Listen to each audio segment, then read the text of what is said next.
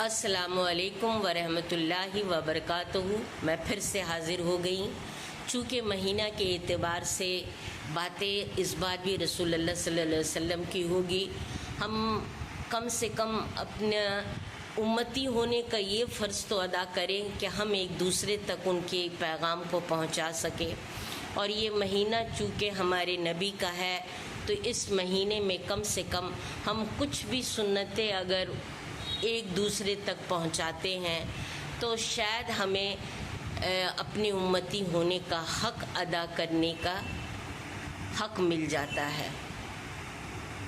حضور صلی اللہ علیہ وسلم نے فرمایا ہے کہ جب حج الوداع میں انہوں نے خطبہ دیا تو کہا کہ اے لوگوں، ایسا اپنے صحابیوں کی طرف مڑ کر کے کہا کہ کیا میں نے اللہ کا پیغام آپ تک پہنچا دیا ہے؟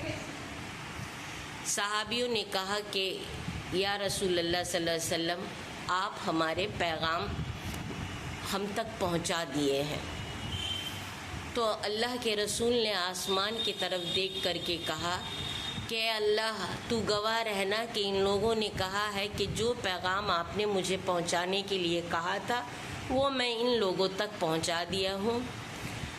اب پھر انہوں نے صحابیوں کی طرف مخاطب ہو کے کہا کہ اے صحابی، جو یہاں موجود ہے وہ جو یہاں موجود نہیں ہیں ان تک یہ خبر پہنچا دے، اور جو آنے والے ہیں وہ ان تک خبر پہنچا دے۔ یعنی اسی طرح دین کو تم لوگ پھیلانا اور دین قرآن اور سنت پہ ہی ڈٹے رہنا، کیونکہ میرے مرنے کے بعد 72 فرقے ہوں گے اور صرف ایک ہی فرقہ جنت جائے گا جو قرآن اور سنت کو مضبوطی سے پکڑے رہے گا۔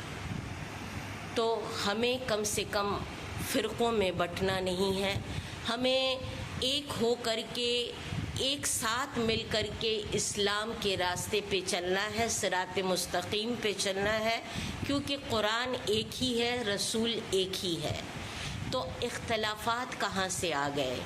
ہم سب کو چاہیے کہ قرآن اور سنت کے راستے پہ چلے اور سب ایک ساتھ مل کر کے اللہ کے پیغام اور رسول اللہ صلی اللہ علیہ وسلم کا پیغام لوگوں تک پہنچائیں۔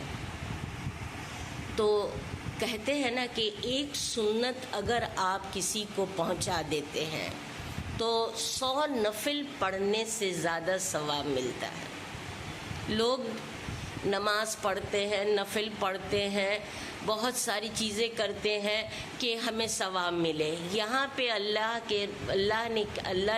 کے رسول نے کہا کہ اگر تم ایک سنت کو میرے زندہ کر دیتے ہو اور کسی کو پہنچاتے ہو تو ہم تمہیں 100 نفل نماز کے برابر ثواب دیں گے۔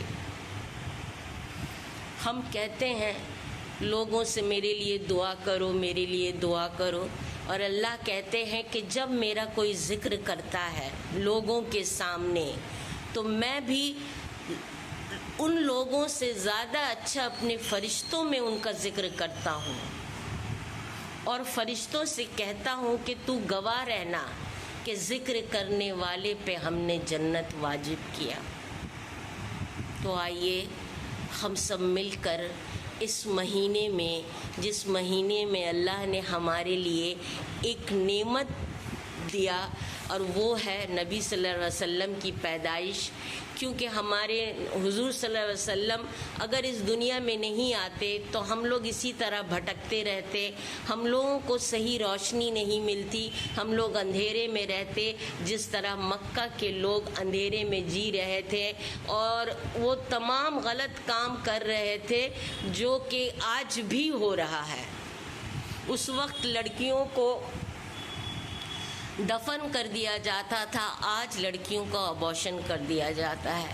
اس وقت عورتوں کو ذلیل کر دیا جاتا تھا اور بیچ دیا جاتا، آج بھی عورتیں بازاروں میں اسی طرح فیشن کے نام پہ یا ایڈ کے نام پہ بک رہی ہے۔ تو زمانہ بدلا تو ضرور ہے لیکن حالات وہی ہے۔ تو آئیے ہم سب کوشش کرتے ہیں کہ اس مہینے میں کچھ رسول کی سنت لوگوں تک پہنچائے، تاکہ لوگ صحیح راستے پہ چلنے کی کوشش کریں۔ آؤ اس مہینے ایک کام کریں، آؤ اس مہینے ایک کام کرے، رسول کی سنت کو عام کرے، رسول کی سنت کو عام کرے۔ جو راستہ دکھاتا ہے روشنی کا، روز ایک سنت کرنے کا اہتمام کرے، روز ایک سنت کرنے کا اہتمام کرے۔ تو آج یہیں تک، پھر کل ملتے ہیں۔ اللہ حافظ۔